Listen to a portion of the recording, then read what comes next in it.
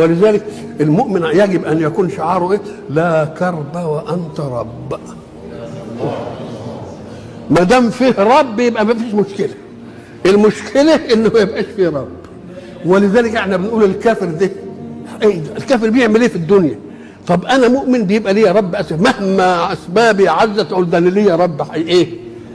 يبقى دي في امل عندي. وهو اللي ملوش رب يعمل ايه؟ ما اشقاه. ما اشقى من ليس له رب.